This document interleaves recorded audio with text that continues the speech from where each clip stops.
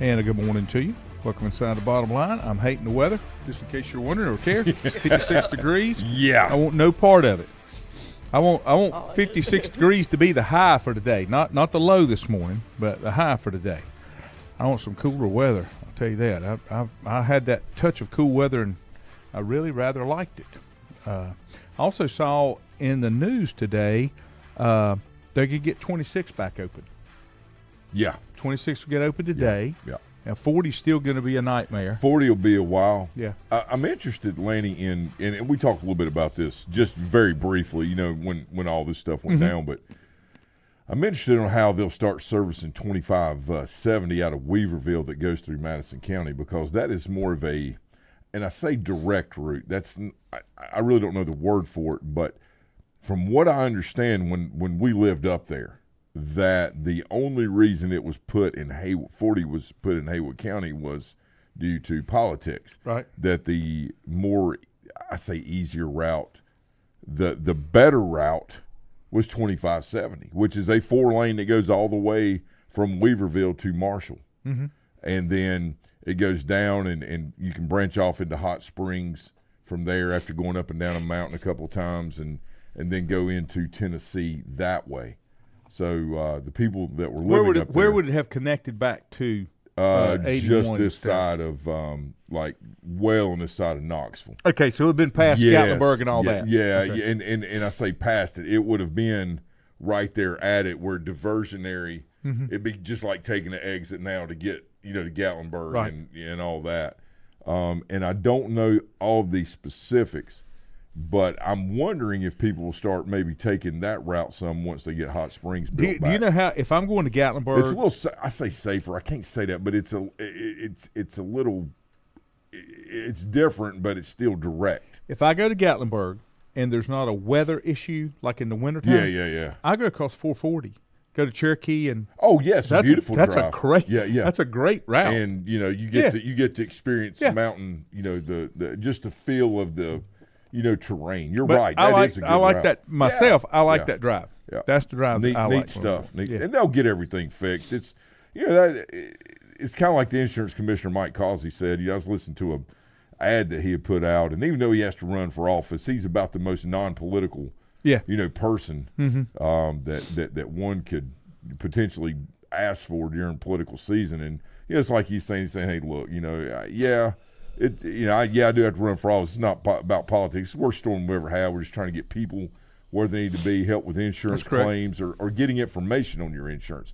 And I will tell you that my personal experience and professional experience with the Insurance Commission of North Carolina has been incredibly positive, and it is incredibly consumer client friendly. I've never good. had to go to that level because of an issue with insurance. Right. But I've heard people that have. Yes. And they get response from it. Yes. I mean, they take that serious. Yeah. Like if you file a concern, some people call it a complaint, which I think is the formal word, but like, why is this not happening, or they should have paid this? It is a very good process and one that is taken very serious. Yeah. And so it just as many problems as are out there, we've got a lot of good things consumer-wise going on in this state. Yeah. Richie said that's the way we went this past weekend, took 26 to 40, then took 20 and rode 74-19 up to Cherokee and then 441 to the backside of Pigeon Forge. Cool. Well, here's the deal. 74-19 is 4-lane. I mean, that's a good drive. That's kind of all the way. Man, it's neat. And it's not a bad drive, across the mountain for the 2-lane drive that goes across there. And Lanny, I think more people is kind of who said that was Richie. Yeah, it's kind of like Rich talking about. The more people that move to North Carolina that, and the Tennessee spillover effect. Being able to go to Gatlinburg and Pigeon Forge and even into Knoxville, there's going to be more and more.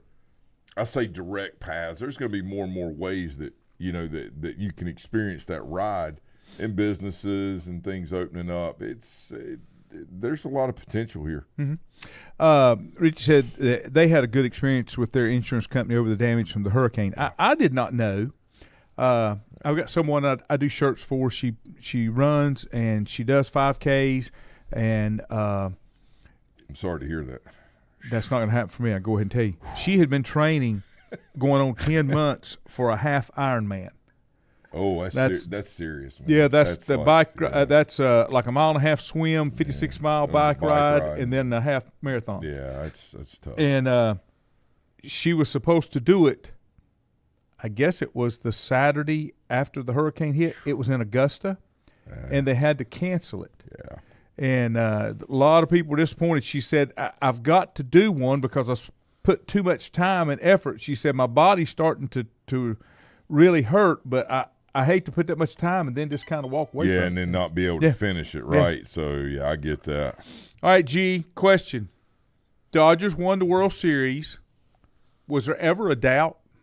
No.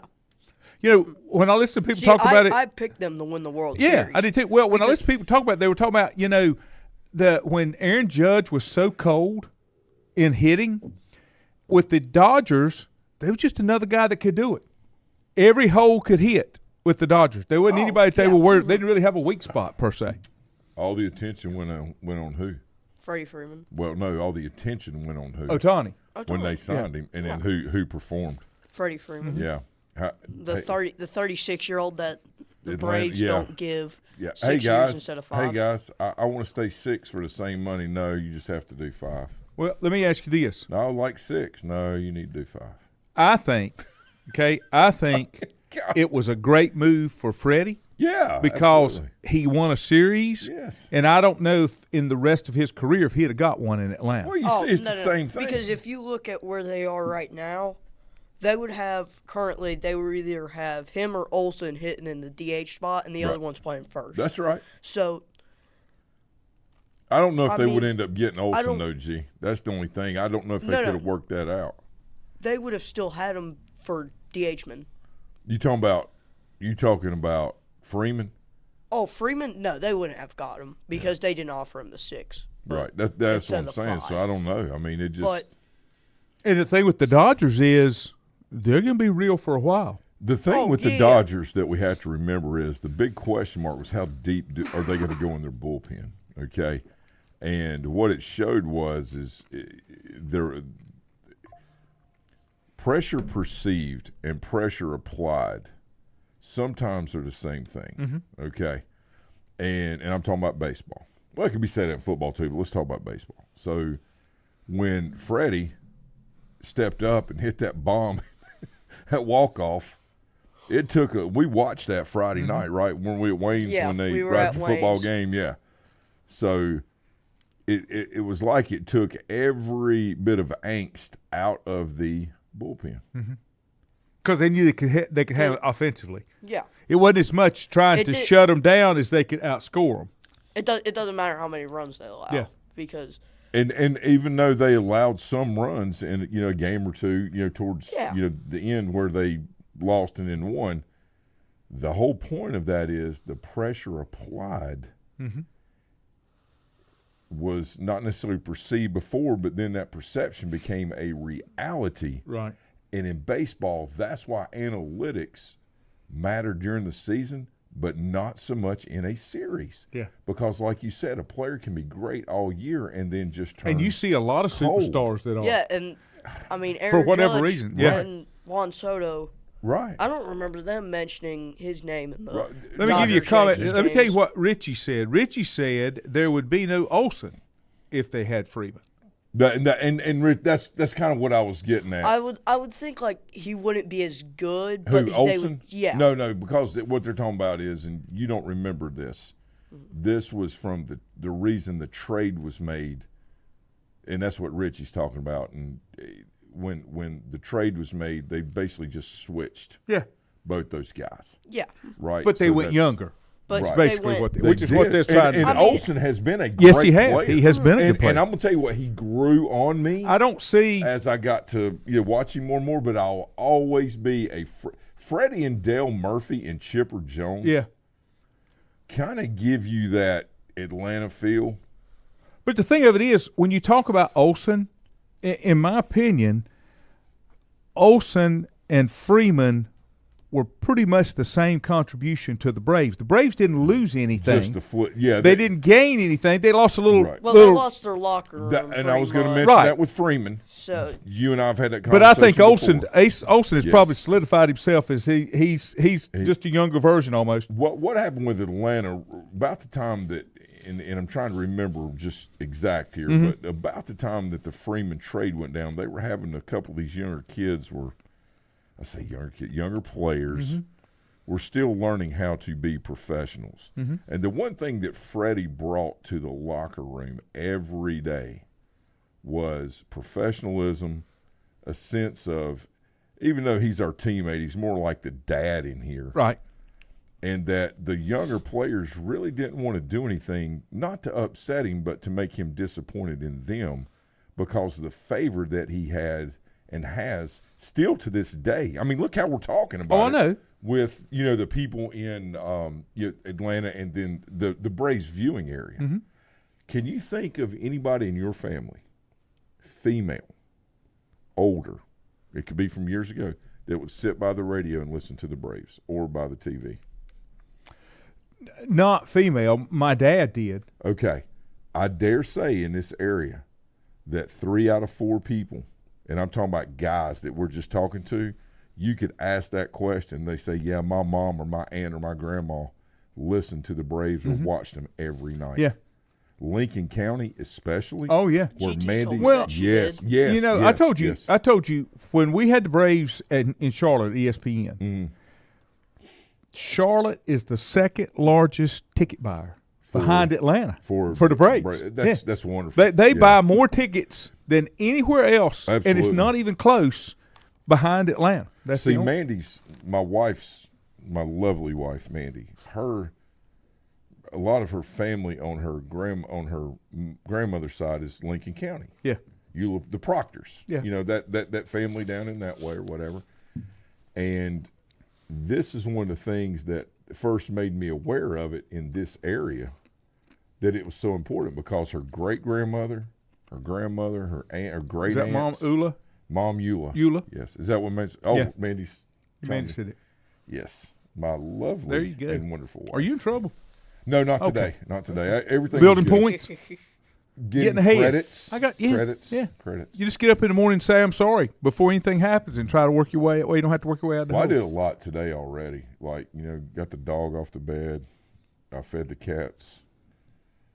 Got G. Me and G are good. We're Halloween tonight. I'm doing projects. I'm dog dad, right? Because I'm the only one. You home. are. Yeah, you are. That. I'm the only one, and I was about to forget the big dogs, and I took off about 20 to 8 because Rolo he goes out when me and him get up.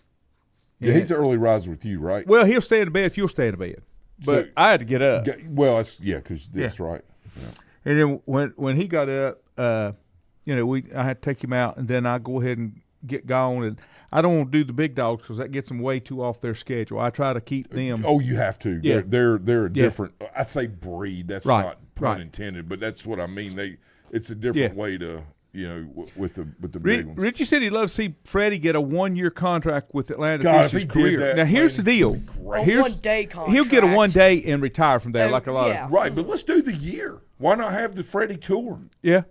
It would be amazing. Like, but it might be he's playing so well that the Dodgers don't want him to leave until he can't play. I don't know how you can ask him to leave right now. Yeah. Now let me tell you something. In baseball, a year is a year, and that may not make any sense. But Shohei Ohtani's on a 1-year, $46 million contract, something like that. Yeah. And so they're going to extend him.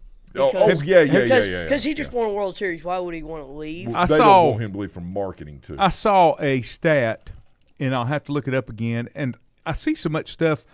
I sometimes wonder, is it all real or not real? But if you look at Ohtani stats, batting, home runs, innings pitched, that kind of thing, in the same period of time, he is dead even with the Babe.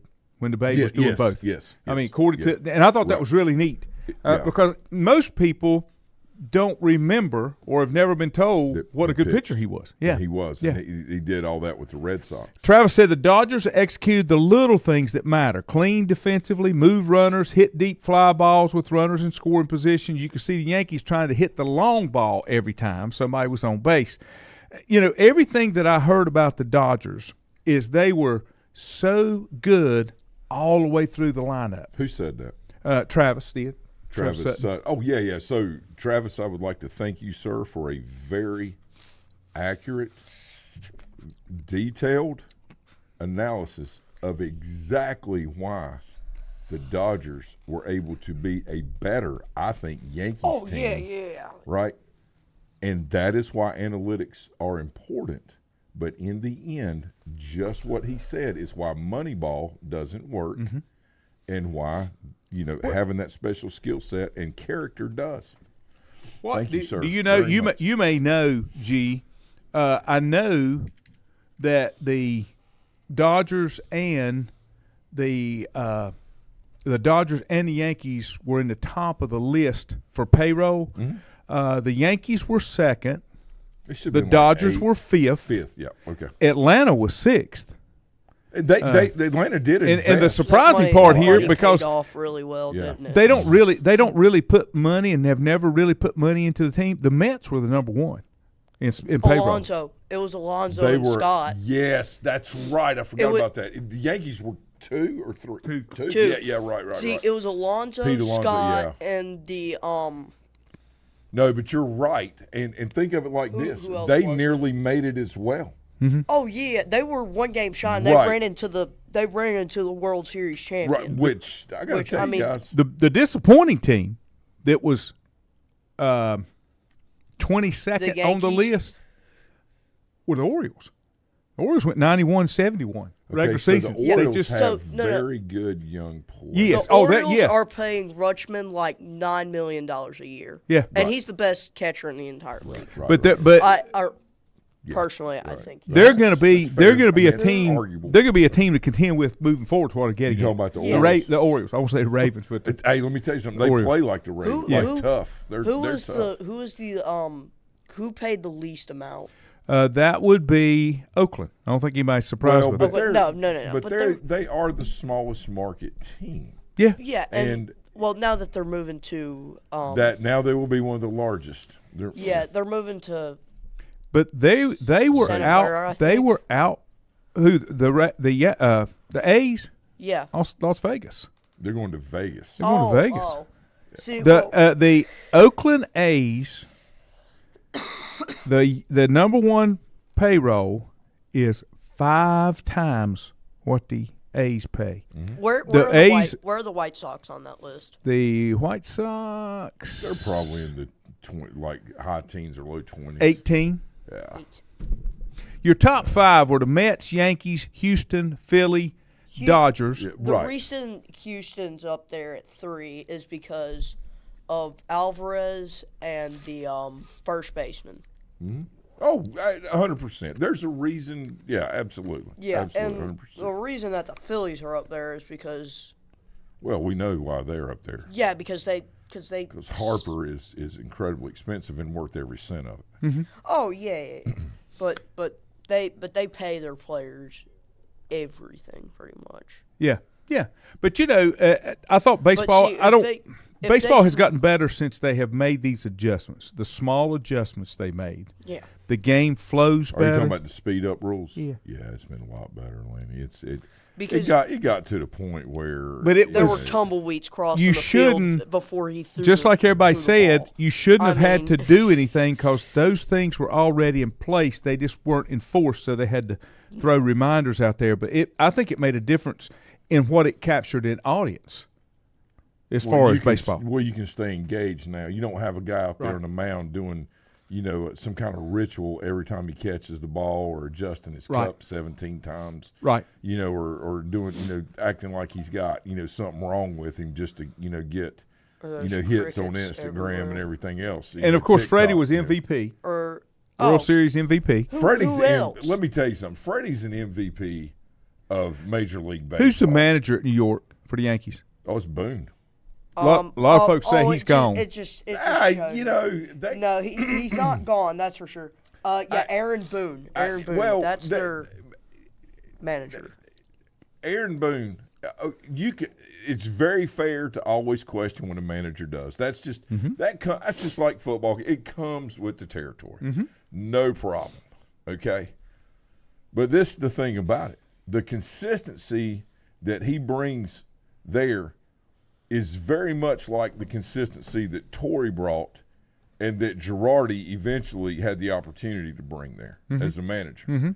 You know, and when you have players and the mix of players and personalities, and that's what I mean by the mix, the personality mix that they've got, you've got to have somebody that has been there and done that and won a World Series. And Aaron Boone did that with his bat. Yeah. Okay, he did. He did it.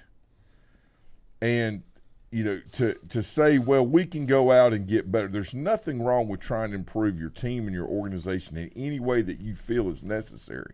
But you don't do it at the demise of, oh, no, we lost this opportunity. First of all, they had that game won last night 5-1, and a crazy, funky, spinning ground balls hit the first base. Eric Cole decided he just wasn't going to cover it. Okay? What happens? Safe. What happens next thing? Boom. You got, base hit, scores a couple more runs. Then all of a sudden it's tied up. Then the Yankees go up 6-5. Then they lose 7-6. I mean, I don't – the better team in this series won. Right. Even though the Yankees going into the series, people were like, how are the Dodgers even going to compare with them? The Yankees have the better roster. But they had the better team. From top to bottom, they have the better team. Right. But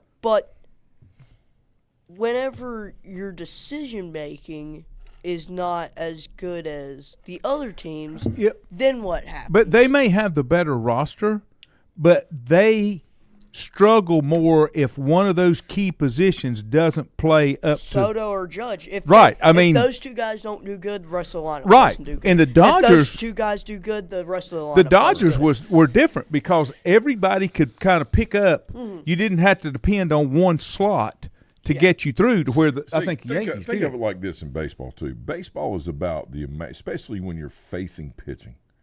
When you have a lineup, it's about how you can get the most out of those pitchers energy-wise to get them out of the game. So think of it like this.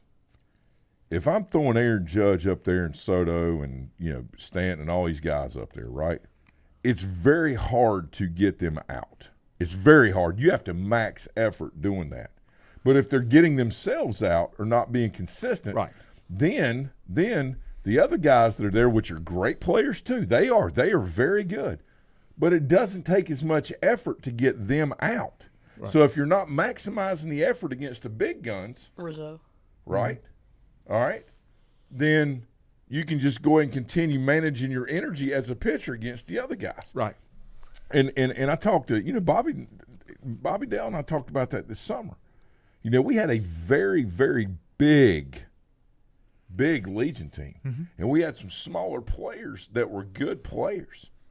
But what we were finding out is that smaller player that may stand up there and get that base hit, or that big kid may just ground out, pop up, or strike out, the amount of effort that was put into getting that big kid out towards the end of the game wore that pitcher down. Oh, yeah.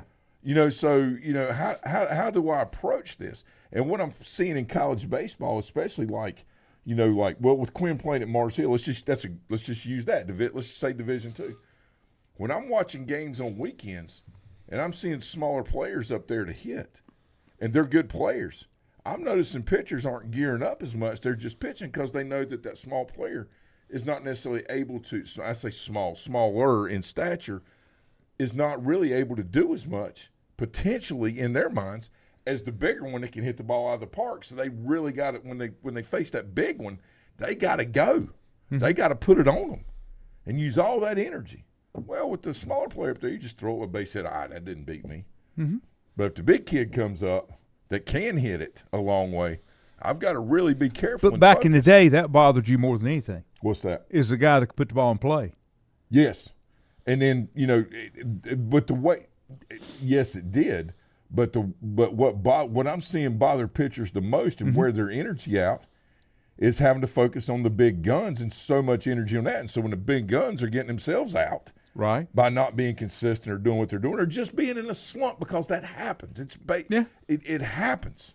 Yeah. There's no rhyme or reason for it. You can be, 8 for your last 10, and all of a sudden you're 0 for 20, and probably in half of those at bats you had better cuts and swings than you did when you were 8 for 10. Right.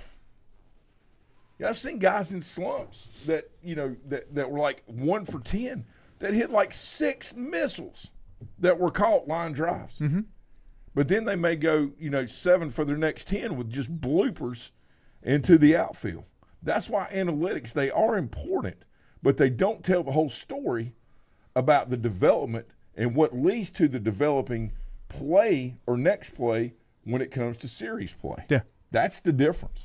Let me ask you this. I want to switch to college football. I heard a comment from Nick Saban yesterday. I read a comment that said Oklahoma was not ready to move into the SEC because of the grind it puts on you. The SEC, you've got even the teams that aren't as good, they kind of get up for each other in the SEC. Oklahoma didn't have – it was a heavy top and a really low bottom. There wasn't a whole lot in the middle. You have to manage your energy, and you can't. And so, it's hurting them to some extent. Texas, a little bit, but Texas has got so much talent. Now. But the difference is Sark knew what the SEC was about. Venables didn't.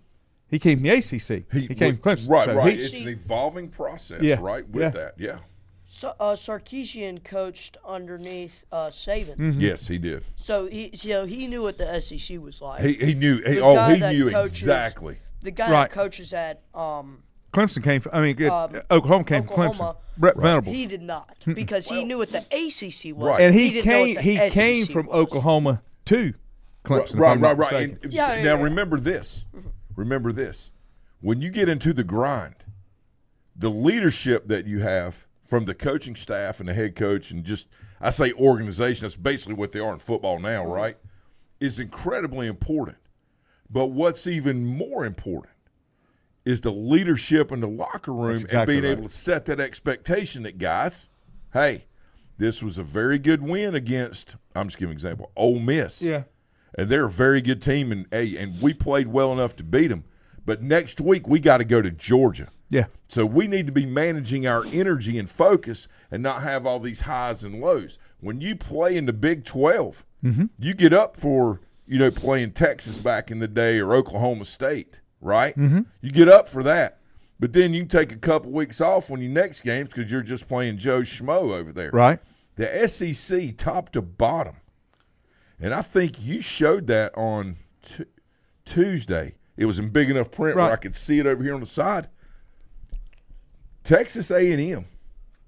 They could very easily. They are at the top, but they could very easily end up with 2 or 3, maybe 4 losses going the rest of the season. Now, I don't think they will. Yeah. But I'm just saying that's where we are. And I got to tell you, and I don't know, maybe I can't remember if Richie or somebody said something about this a couple 3 weeks ago, and it may have even been Milton. I can't remember, but we were talking about the top 12, like they're going to do, with the playoff. Potentially, there's 4 or 5 teams that are going to have one, potentially 2 losses in that, and they're SEC teams, and they're going to finish at the top. Right, you're right. This is to your point. Exactly what you're talking about with Oklahoma. Take two teams that are in the SEC that you never think is a threat to anybody, and those two are Vanderbilt and Kentucky. And Kentucky's now a football school. I love it. Yeah. And I love the Vanderbilt thing too. Yeah. Oh yeah. So out of these next 4 games, I can see them winning 3 of them. Who? So they got South Carolina. Who are you talking about? So Texas A&M. All right, go ahead. They have South Carolina. Better watch out New for that Mexico one. State. They'll beat them. Auburn. I think they'll beat all 3 of those. Yeah, they will. But I do not think they will get by Texas. Oh no. Well, hold on. I agree with you that they're probably not going to beat Texas. But with number 10 at quarterback for them, that tall, skinny kid that's a freshman, the game has changed overnight for Texas A&M. Now their offense is a complete complement to how good their defense is. And if anybody can get in Sark's head, and I say in his head, put up a defense to not stop, but contain it, it's Elko. Yeah, but here's the thing. Yeah. The difference comes down is may not be the best choice of words, but the maturity of the team as a whole. Yeah.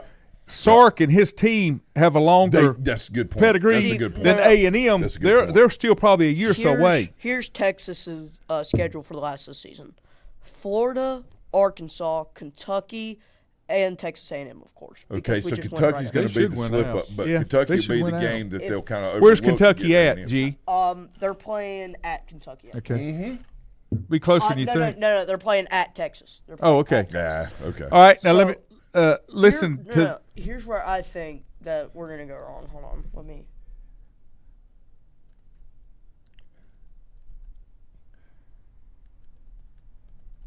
Hold your thought. I'm coming back. Ohio State, Penn State. That's Saturday. Ohio State by 30. Yeah, I don't. They're a think 3.5 point favorite. 3.5. 3.5 point favorite. That's it. And I'm gonna tell you where What are we doing? I'm gonna tell you where I'll tell you where the slip up's gonna be. Let me take a quick time out. The slip up game is gonna also be at 12 o'clock, and I don't think this team can cover their 20-point spread. They are a 20-point favorite. Don't think it's gonna happen. Let me take a break. Whether it's a sit-down meal or a call-in for the drive-thru, Brookwood Cafe and Catering is the answer. A variety of meats, vegetables, and desserts cooked daily, or a hot sandwich from the grill, they have what you're looking for to satisfy your taste buds. If you need catering from 5 to 500, Brookwood has you covered as well. Stop by Brookwood Cafe and Catering at 202 Providence Mill Road in Maiden. Don't forget breakfast daily till 11 a.m. Open Tuesday 6 a.m. to 2 p.m., Wednesday through Saturday 6 a.m. till 8 p.m., and Sunday from 7 a.m. to 3 p.m. Call 828-428-8944 to place your order today. If you ask around, you'll find Burke Mortuary has a reputation for excellence and commitment to value. They've built a reputation of trust for more than 35 years. Burke Mortuary is proud to offer personal attention, meaningful tributes, and the area's most affordable prices. They're also proud to offer you beautiful, state-of-the-art facilities. It's the perfect place to honor your loved one. So when choosing a funeral home, the choice is easy. Choose Burke Mortuary with locations in Maiden and Newton.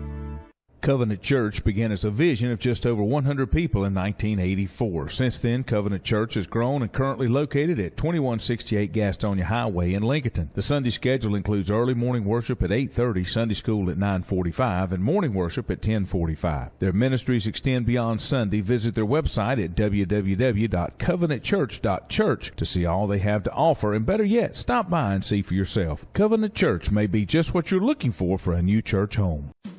First Federal Savings Bank has been serving Lincoln County since 1940. And as it has been from the beginning, customer service is a priority to First Federal Savings Bank. They want to get to know you by name. First Federal Savings Bank has the convenience, the products, and the services that the larger banks have, but with hometown people that you see throughout your community. Stop in and visit one of their 4 convenient locations and see what First Federal Savings Bank has to offer you. Member FDIC, an equal housing lender. Untangling your headphones, finding the right remote, saying goodbye to your favorite shirt that hasn't fit in 10 years. Why are simple things sometimes so complicated? Thankfully, with Auto Owners, insurance doesn't have to be one of them. Auto Owners works with independent agents who live in your community and answer when you call, so you can worry about more important things, like finding a new favorite shirt. That's simple human sense. Call Mooney Insurance in Maiden or East Lincoln Insurance in Denver or visit mooneyinsurance.com. At Stifel Nicholas, we're committed to offering investors personalized investment guidance. We're a full-service organization with departments staffed with professionals that specialize in a wide range of investment opportunities, from the most conservative to the most aggressive. We strive to give each account, regardless of size, careful, individual attention. Call 4Rembert today at 828-624-7300. Stifel Nicholas, member SIPC and the New York Stock Exchange.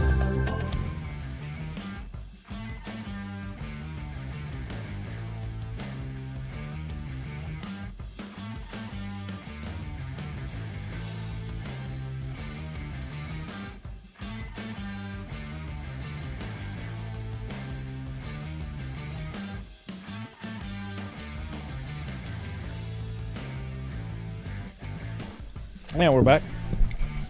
So let me give you, go ahead, pop stop on that. Feel free. Let me give you the game that I was talking about. And I think it's a trap game to some extent. But it is Duke at Miami. 20-point favorite. I'm afraid I'd have to take Duke into points if I was a betting man. Because I don't think they'll cover. And the other thing about Miami, even though this is in Hard Rock Stadium in Miami, they don't draw. They don't have a home crowd advantage. And the biggest reason is because the stadium's not anywhere close to campus, from what I understand. Who do they have the rest of the season? Who's that? Miami. It's going to be interesting between Clemson, Pittsburgh, and Miami. They have Duke, Georgia Tech, Wake Forest, and Syracuse. So, I mean, they have two basketball schools, two schools that don't know what they're doing. Syracuse could be. I mean, Georgia Tech could be an interesting game for Miami because of ground control and keeping the ball out of their hands. Mm-hmm. So that could be an interesting game. See, but they've had a Charmin soft schedule up to this point. Miami. I mean, they the only school that they've played this season, I think, was Ball State, and that's really. It's Clemson and Pittsburgh, and as and far they don't as who play plays Clemson. That's what I'm saying. If they play Clemson, they will lose to Clemson. If they play Pittsburgh, they will lose to Pittsburgh. Well, I'm just saying, but they that's haven't. I don't think any of them play each other. There could be a log jam at the top three. Yeah. Pittsburgh and Clemson do on the 17th, I believe, November 17th. Stanford is at State. I think that's a trap game for State. Yeah, it is. Oh, and it is. And the other team that can they be making their way back? Virginia Tech at Syracuse. Yes, they Virginia Tech is looking much better than they've looked in a number of years. They had nowhere to go but up. I know, but still. No, what I'm saying is, to your point, to the side, and then they went up. Yeah, they had nowhere to go but start making that turn up, and I dare say that Shane Beamer's going to end up back there. Who does Virginia Tech at some have? point? Where did I? Because he is doing the job in South Carolina. What the rumor was? That Venerables will be gone at Oklahoma, and Beamer may wind up there. Ah, man, come on, dude. That's a little too much, I think. I don't. Venerables needs a couple of years of acclimation to the SEC. Yeah. I just don't know what. Like when I see all these coaching changes, right? Who's going to do better than him? Right. Well, they're not. It's a patience Wait a thing. minute. Your players have to learn the league as much as your coaches That's right. do. This is a different ball game. Texas was used to playing in those games because they've played in the national championship for a couple of years. Yeah. See, here's Oklahoma's Virginia not. Tech's schedule. They got Syracuse, Clemson, Duke, and Virginia. I don't know if they'll beat Clemson. I don't think they will. Who? Virginia Tech. No, they're not going to beat Clemson. But they will beat Syracuse, Duke, and Virginia. I don't know if they're going to beat Syracuse. Or not Duke, but Syracuse and Virginia. I don't know if they'll beat Syracuse. I think they will. Oregon's a Syracuse got a good 14.5 point favorite against Michigan in the Big House. That should be a 50.5 point favorite. That should be. And I don't disagree with that. See, and that pains me to say, Michigan stinks Well, right now because this used to be a highlight game that's nothing now. Florida at Georgia. Georgia's a 16.5 point favorite. Oh yeah, they should be. I think that in a year, Michigan will be looking for a head coach. I agree. We will be. I think, and I'm going to tell you what I think too. I'm Coach thinking the boy from Downs. Oregon's going to go to Ohio State. Yeah, and because Ryan Day's going to get fired eventually. He has the top recruiting class. I think he has the guy number from two, Lanning, I think he's going to go to Ohio State. He's He pretty has good. the number 2 recruiting class every single year, and yet he hasn't won a national championship since. How about this one? He hasn't ever, but Ohio State hasn't won a national championship How about this one? since 2014. Carolina is at Florida State, and they're only a 2.5 point favorite, and the over/under is 50.5. Who do they have? Florida Let's State. see. Carolina, Florida State. No. Who do they have the rest Left. of the season? So yeah, they lost to Duke by 1, which, thankfully.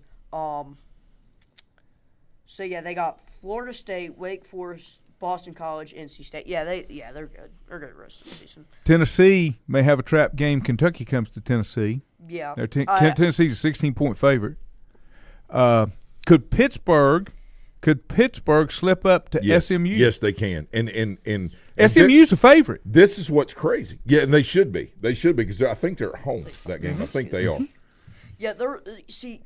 This is what's crazy. Follow me. Pittsburgh loses to SMU. Clemson goes up to Pittsburgh, and let's say Pittsburgh beats Clemson. Guess who's in the SEC? I mean, the ACC finals with, I know. with Miami. Pittsburgh. It's Pittsburgh. It has to be Pittsburgh because. So basically, what they got to do is beat Clemson to get in. Just So- like Clemson obviously needs to do Right. their job. See, yeah, and here's the thing: they got a pretty tough schedule the rest of the way. They got Pittsburgh, they got SMU, Virginia, Clemson, Louisville, then Boston College. But guys, this thing could They- be they it have- could be SMU and Yeah, It could does be SMU play Miami? I got it. SMU. No. All right, so how are they going to do this? SMU plays Pitt, Boston College, Virginia, and Cal. They All can right, hold win on. out if they beat Pitt. Hold on. Now, how do you do this? Because you could have 3 number 1s that don't play each other. Hold on, wait, hold on. That's why So these big Clemson conferences right don't now- work. Clemson right now is at the top of the ACC. I understand because that. they are 5-0 in the SEC yeah, in the ACC. We're talking about the end of the year. At the end of the year, there could be 3 undefeated teams. Who gets in? It's Miami, and it's going to be Clemson because of the rankings right now. Because of See, I don't know how Because they'll of do the that with the rankings. tiebreaker unless they use the overall ranking. Boys, that's a problem. I've said it forever. That's a problem. That's why it's got to be smaller conferences, or I tell you, see, or you don't play a championship game, Just have 2 divisions. but everybody don't play everybody. But it still solves it because you can't go yeah, undefeated yeah. like that. mhm. But the problem was when the ACC had it, it got too lopsided. They would never change the divisions. You needed Yeah. to change the It's divisions. that way in the SEC too. Nobody does divisions anymore.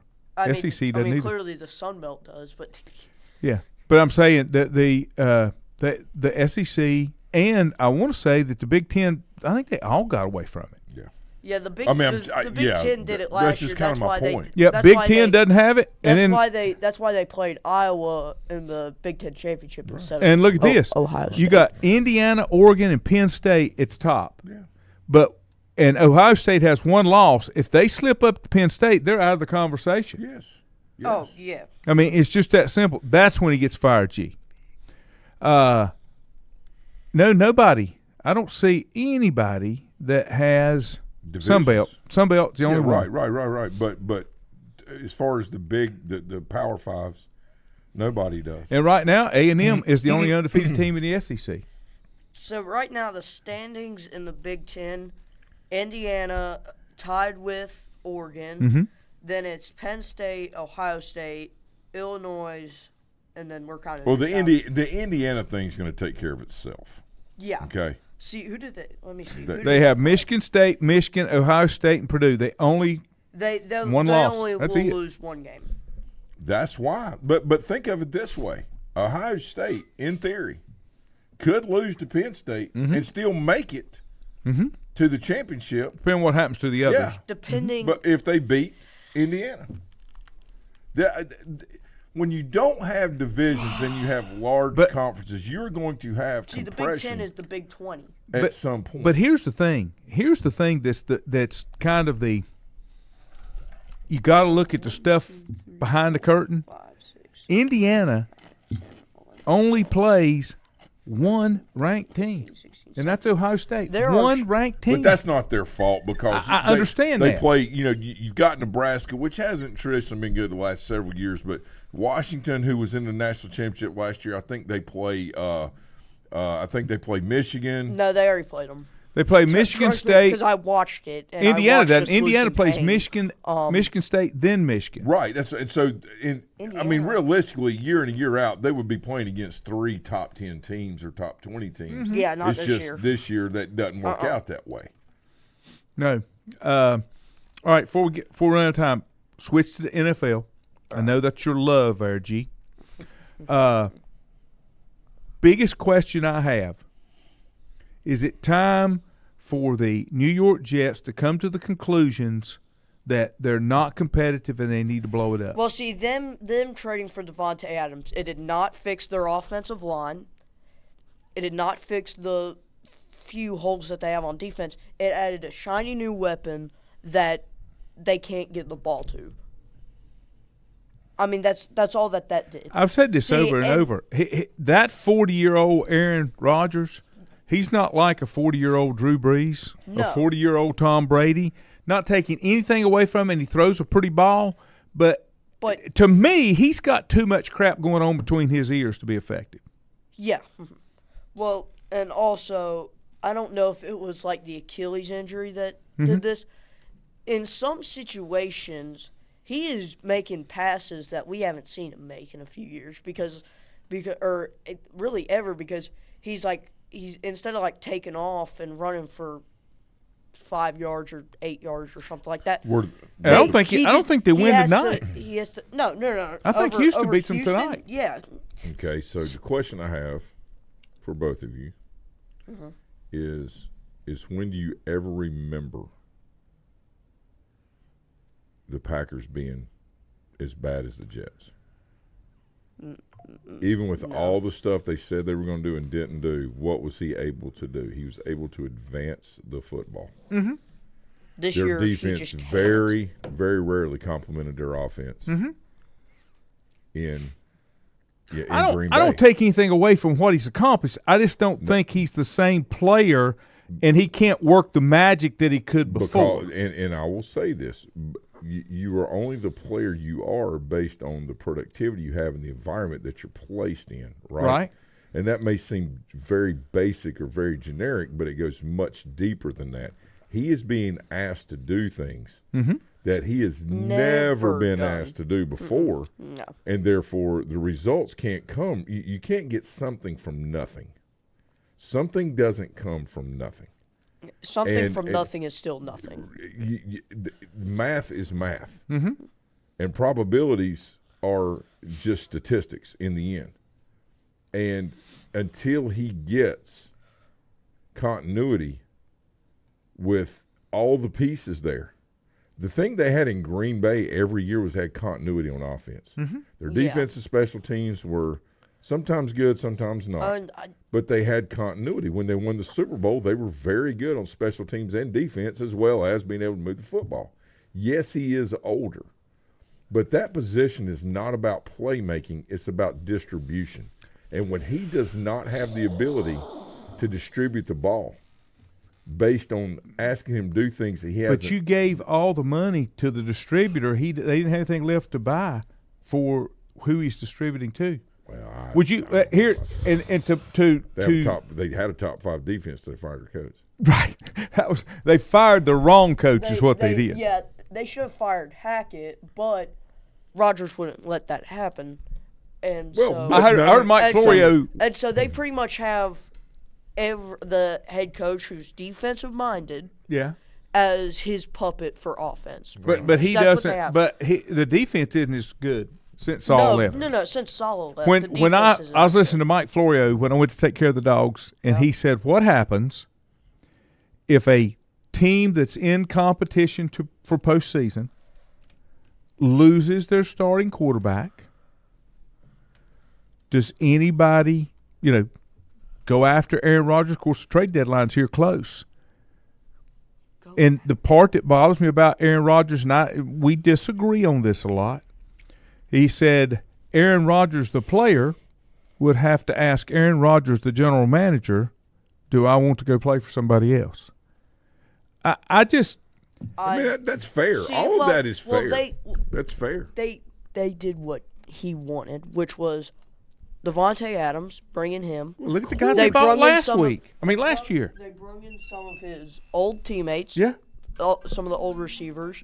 I don't know what Jordy Nelson's up to today, but he can come back and play for them. None of them have had any training camp together because of injury. No. But Brady, he wasn't there either. They advised him based on his health and his age not to do that because of injury. There's But would he not have been better off to at least been there? We can with say the team? that now. I know. Now we can I agree because with you, but but I also understand They why they waited- didn't want him to participate. I've They ne- I understand waited that. too long to get Devontae Adams. But They I have waited never- way too long. I have because- never felt that a player that was coming back from injury, okay, if at all possible, should be with the team every time the team is Completely together. agree. I agree 100%. I don't say you have to play. I just think you need to be there. I think Rodgers could have seen things and, kind of look at different mesh points and That's why stuff they- that wasn't Think happening. of it like this: if Aaron Rodgers was at Pittsburgh, we would not be having this conversation. Probably not. No, I mean that's fair. No, That's no, fair. no, I want you, no, I want not to give right you now. an example. No. But let me go a little deeper. What happened to Anthony Richardson? Well, He ran the ball for a really long distance, and he said that he got tired and he subbed himself out of the game. Flacco comes in here and almost wins the game for him. well, that's because he knows the NFL. When Anthony Richards when he was drafted, He said that college football was harder than the NFL. right, but what I'm saying is when he was drafted, everybody knew that he was a project. He was raw. He was not He ready for played- the he NFL. played- 11 games. He was played not 11 ready. games Yeah. in college. He- He played 11 games in college, was drafted 4th overall, He was not ready. They saw him as an athlete, and but, they started him instantly. but if you're Instead going to of- do that, you instead better of put sitting him. You better put him under a Joe Flacco and let See, him watch and I- learn for a I year or two, see and try why- to and stop not try to be competitive this year. I see why they, whenever Trevor Lawrence was drafted, they had to start him because the team was so terrible. But, But Trevor, from a maturity standpoint, playing 100 college games, Yeah. is, to your point, Garrett, is Yeah. much different it's much different than playing 11 college than games someone and getting coming in drafted and being a dynamic 4th athlete. overall. And, he's so exciting. Look Switch how him to running fast back. he is. Switch him he to can running do back. this. Can the dude run the team? Yeah, and no, he wasn't at that point when he came in. He the wasn't. at that reason point. all of this is arguable Here's the reason and we're not- ridiculous at the same time is because I see two players that come to mind. Here's why. 3, Joe Flacco, Brock Purdy, and Tom Brady. Yeah. Yeah. My question is, are the Ravens better off getting rid of Flacco and having Lamar? I don't think so. Well, because no, I mean it's a fair until it's a he fair proves question to that ask. he can see It's the reason. a fair question to ask. The reason that we're not very critical about Jaden Daniels is because he learned how to throw the football. But he's And still in year instead- one. And he's guy. still in year one. But see, Richardson is pretty much in year one as well because What conversation we having 3 years ago with Burrow? Oh, he's got this thing licked. He knows the NFL. Look at the way he throws. I think- now they I think have his- video yeah, on him. now Yeah. they And I have, think his injury's taken If that you're more out of wondering him than why- you thought Yes, too. Lanny, and that's what I'm saying. You Yeah. couple the Mac football Jones. lifeline, all right, Yep. with video, Yep. and defenses are so fast, and we've got all these people trying to change the fundamentals of pro football, and you cannot. oh, we got No. garbage. You're right. In college football, you can line up all these track stars, and then you may go against one, maybe two defenses a year that can actually match up with you. In the NFL, those guys are better Yeah. than anybody you got over here on the offensive Yeah. side. If my point is not correct, then tell me why Dallas is not good. And I don't mean, well, their coach is not. No. Tell me why Dallas is not a good football team if what I'm saying is not true. The biggest thing They're- I see with Dallas They're not a good football team. is they're And- not and that's they're the- not cohesive. They're not a unit. Now, let me give you this comment. Let me y'all give you this talked comment. about this Tuesday. All right, here we go. 3, Richie wants to know who's the bigger dysfunction? The Jets, the Panthers, the Patriots. I threw the Patriots in there, or the Cowboys. The Cowboys are the biggest And then- dysfunction because they have Super Bowl expectations every year and they always come up short in the They're playoffs. just a marketing- or they just it's a marketing they're, gimmick. they're there for Marketing marketing. team. Yeah. And I dare say that if they cared about football, they would have at least 2 Super Bowls in this. If they had not run in- Jimmy in the Johnson last- off, they would have been the dynasty that New England became. Yeah. You wouldn't have had the New Because- England dynasty. Let me because- give you this. Travis Sutton says, and you didn't mention this, but I think there's a lot of validity to it. The reason it wouldn't happen in Pittsburgh if Aaron Rodgers was there is because of the leadership of the franchise. because Aaron Rodgers wouldn't get by with the stuff that he's getting by with but now. he wouldn't need to do that. I agree with Travis 100%. Yep. He would not need to do those things because all what he needs is in place. He basically ends up just acting out because he's trying to get all the pieces in like he did for years. It's the only NFL he's ever known. Yeah, but my whole thing, going back to Travis's comment. And that's a great point that Travis made. He is right. If he's in that situation, he doesn't need to do all those things. I think it's hard. I think it's hard for Aaron Rodgers to go into an organization that has structure, has expectations, and don't care that he's Aaron Rodgers. You're our quarterback, and this is how we put things together. I still go back to what I said before when he was at Green Bay, all the things that came out from other players that Aaron, if you ever saw the movie The Replacements, he reminds me of the quarterback that came by when he told Gene Hackman, Hackman said, that's not the play I called. He said, I don't run your plays. I call the plays on the field. Yeah. I'm not taking away from his talent. Who is New York's play caller? Oh, I have no idea now. Well, it was not Hackett. Yeah, it was Hackett originally, but it's not him anymore. But think of it like this. What did they do to him at Green Bay? They brought in a head coach that was pretty much younger than him. Mm-hmm. Why would you do that? But why is Green Bay not a better product than it was when Aaron was there? I don't know. They're 6-2 right now. They're 6-2 right now. But he won a Super Bowl. Is what I'm saying. Then they just dismantled it. Yeah, almost overnight. They took all of his receivers away. They drafted and then new guys. he was in the NFC Championship a couple other times. But do you not have to do that?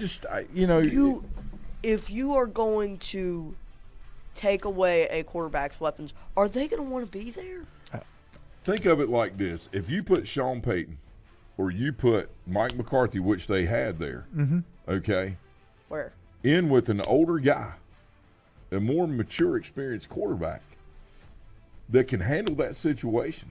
McCarthy's not allowed to do anything in Dallas. If he's I understand that. I understand that. I mean, look at Dan Quinn.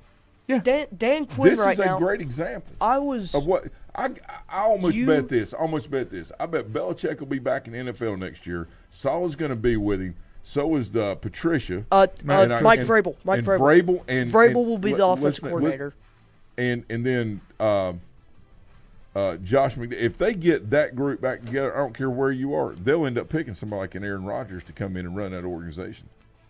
Even at 41 years old. And they'll do it for 2 to – well, what I'm saying is they'll come in to stabilize the process and then get him out and then have a younger one stepping in. It's going to be interesting regardless. Anytime Aaron Rodgers is involved, it's interesting. Gee, thanks for dropping by today. You're welcome. All right, guys, see you.